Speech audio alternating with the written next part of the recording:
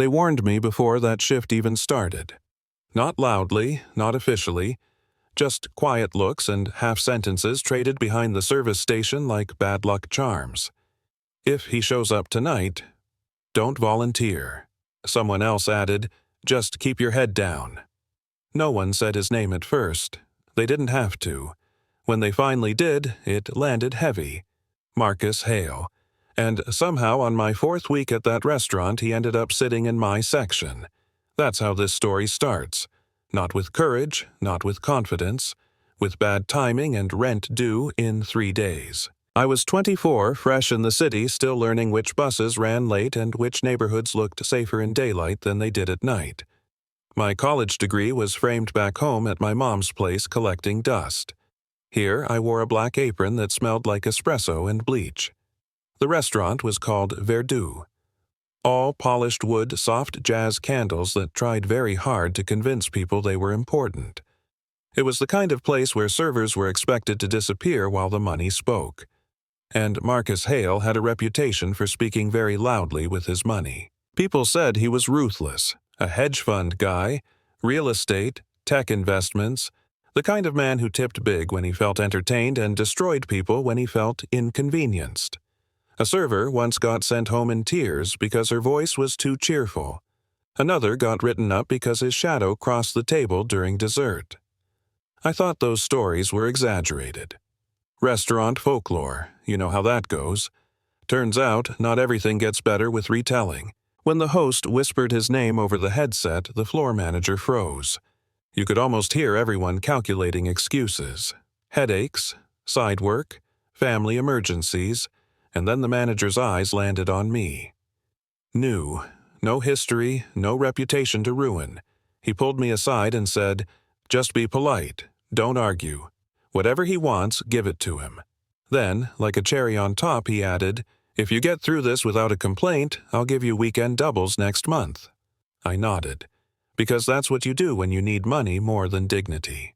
At least that's what I thought back then. Marcus Hale didn't wait to be greeted. He walked in like the place belonged to him.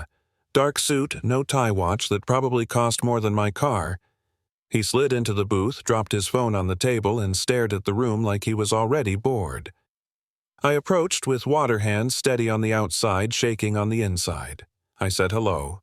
He didn't respond.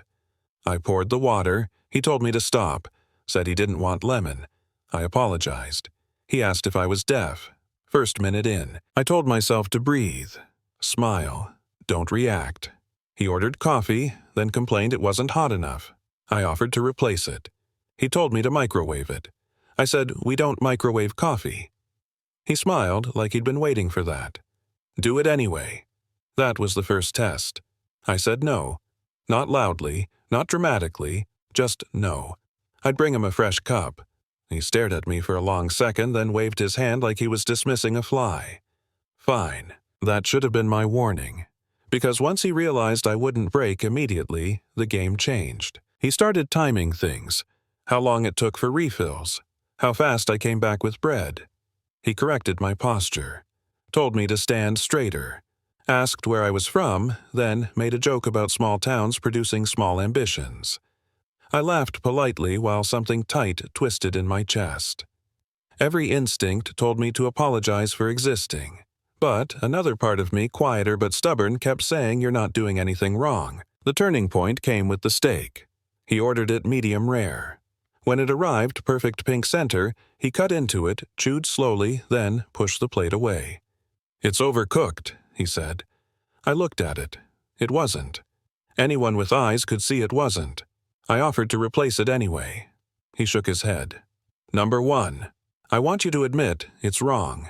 That's when I realized this wasn't about food. It was about control. He wanted me to lie, to shrink, to say yes, sir, even when reality said otherwise. I felt every eye in the room on us. The manager hovering near the bar, the kitchen watching through the pass. This was the moment, the one everyone warned me about. I could apologize, take the plate, comp the meal, survive the shift. Or I could tell the truth and risk everything. My mouth opened before my fear caught up. I said, "It's cooked exactly as you ordered, calm, clear, no attitude, just truth. The silence was loud.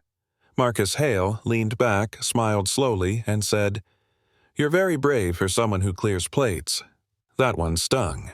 He told me to taste it, to prove it. I took a clean fork, cut a small piece, and ate it.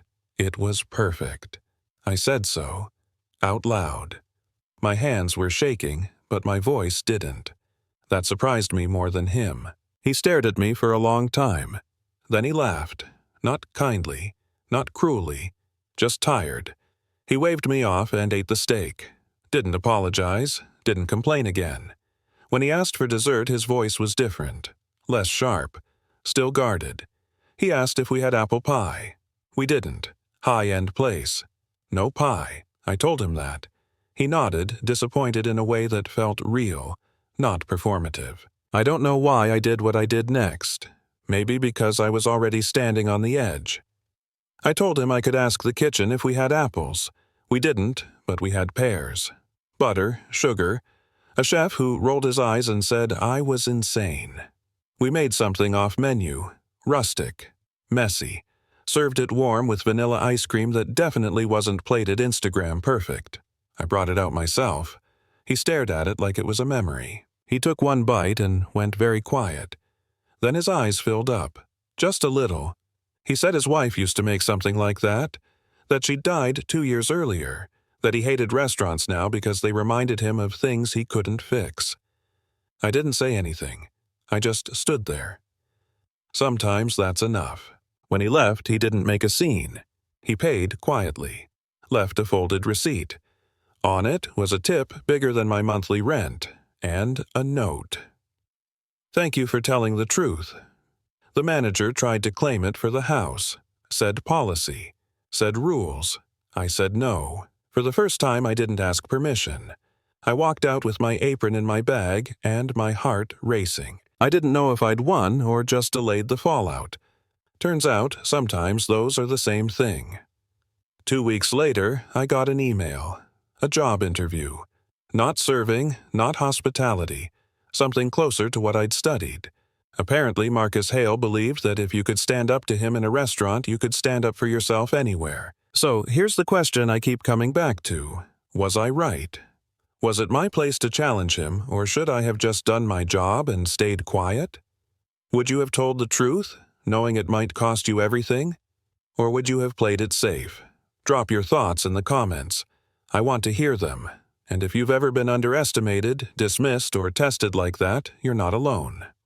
Sometimes the smallest act of honesty is the loudest rebellion.